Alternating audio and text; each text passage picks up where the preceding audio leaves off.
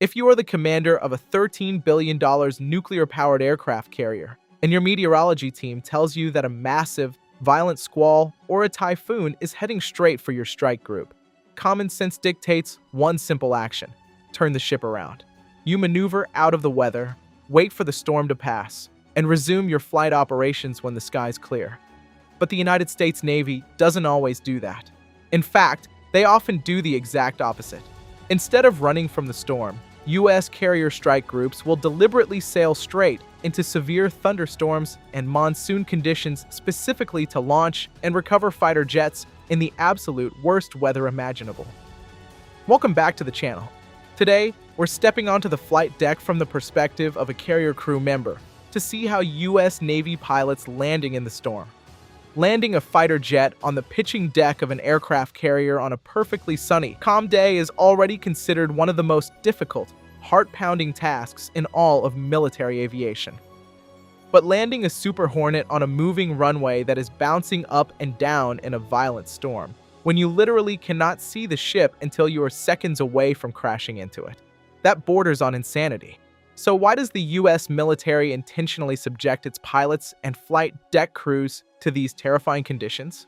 First, let's look at recent footage from the USS Theodore Roosevelt. In this scenario, a massive squall has hit the carrier. The rain is blinding. The cloud ceiling is incredibly low. To the crew on the flight deck, a multi-tens of million-dollar fighter jet parked just a few hundred feet away at the bow looks like nothing more than a blurry shadow. Now, put yourself in the cockpit of a jet trying to come back to that ship. An aircraft carrier is massive, over 1,000 feet long. But in the middle of the vast, featureless ocean, it is a speck. On a clear day, a pilot can acquire the carrier visually from miles out. In a heavy rainstorm or fog, the ship is completely invisible. You cannot rely on your eyes. You have to rely entirely on your instruments. This is where the carrier-controlled approach and the instrument carrier landing system take over. The ship constantly broadcasts a bullseye of data, altitude, glide slope, and azimuth directly to the aircraft's mission computers. The pilot flies down the electronic glide slope, completely blind, trusting that the computer is leading them to the deck, not into the waves. But getting to the ship is only half the battle. Because carrier real estate is incredibly limited, the landing area is angled. If you drift too far to the right, you crash into the superstructure, the island, or the parked aircraft in the staging area. If you drift too far to the left, you slide right off the deck and into the ocean. You have to thread an invisible needle in a hurricane. As the jet breaks through the cloud deck just a few hundred feet above the water, the pilot transitions from instruments to visual cues. They are looking for one specific thing: the Fresnel lens optical landing system, colloquially known by naval aviators as the meatball. It is a highly stabilized array of lights that tells the pilot if they are too high, too low, or perfectly on the glide slope. But there is a massive problem with the meatball in a squall. Heavy rain and thick fog drastically scatter and absorb light. The effective visual range of the optical system drops from a few miles down to just a few seconds before touchdown. This is when the landing signal officers earn their pay. The LSOs are experienced fighter pilots themselves. They stand on an exposed platform near the stern of the ship, getting battered by the wind and rain. They are the last line of defense between a safe landing and a fatal ramp strike. In heavy weather, the carrier isn't just moving forward. It is pitching up and down and rolling side to side on the massive ocean swells. The LSO watches the approaching jet and the movement of the ship's deck simultaneously.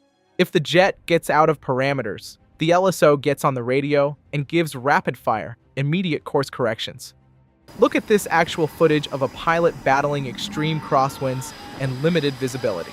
Because the visual environment is so degraded, the pilot's first pass is unstable. He comes in too high. The tailhook bounces over the arresting wires. This is called a bolter. The pilot slams the throttles to military power, aborts the landing, and flies back up into the storm to set up for another attempt. On the second pass, it is a white-knuckle trap. The jet misses the first two wires and, at the absolute last microsecond, hooks the third wire, screeching to a halt just feet from the end of the deck. Because the visibility is so atrocious, The LSOs on the platform can't even tell if the trap was successful through the rain until the flight deck boss calls it over the loudspeakers. It is terrifying.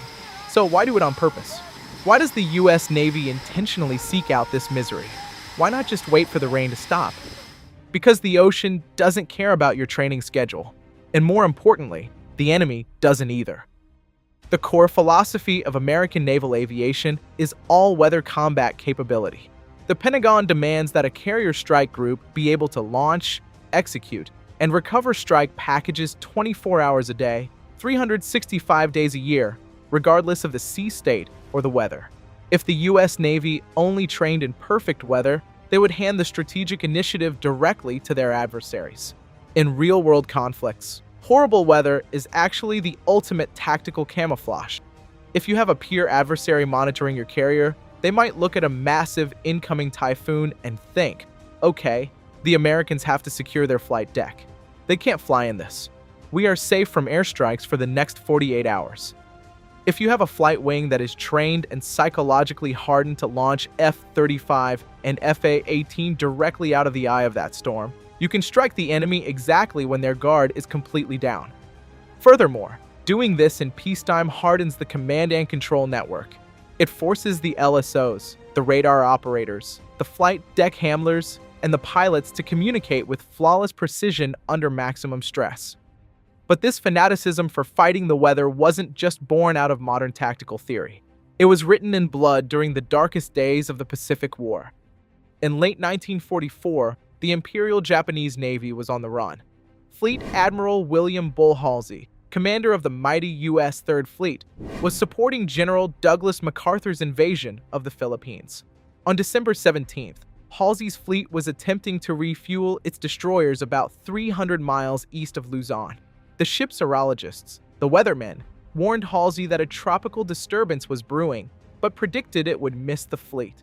Halsey, desperate to keep his promise to MacArthur to provide continuous airstrikes against Japanese airfields, ignored the deteriorating conditions and ordered the fleet to maintain course and continue refueling.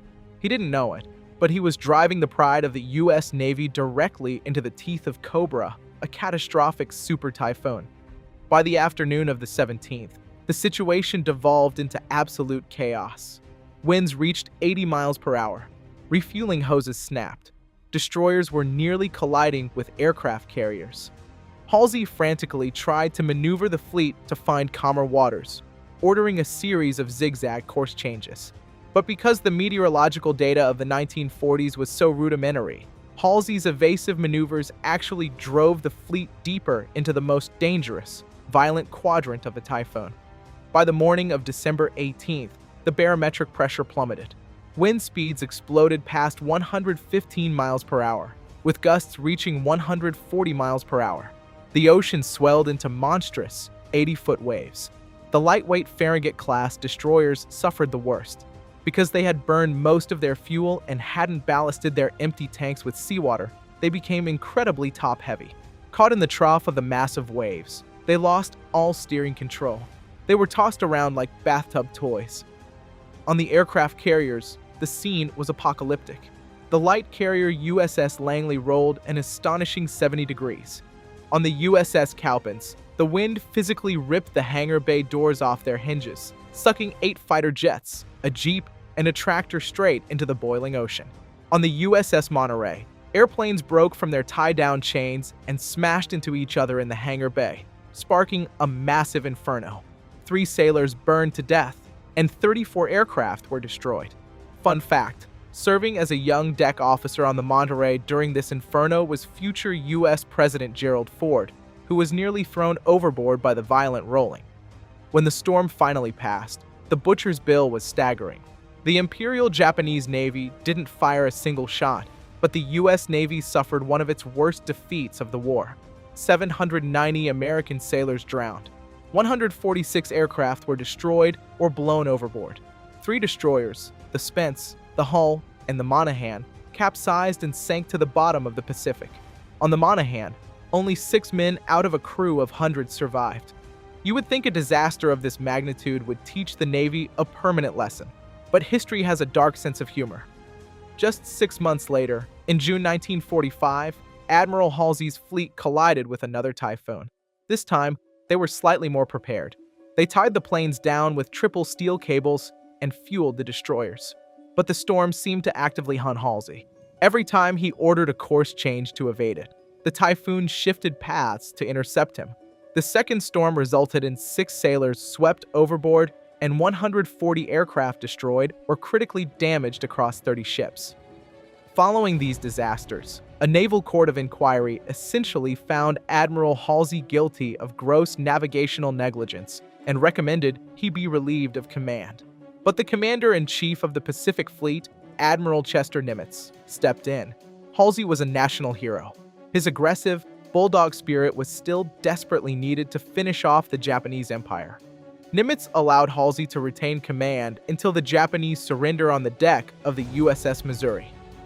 The tragic lessons of Halsey's typhoons completely rewrote American naval doctrine.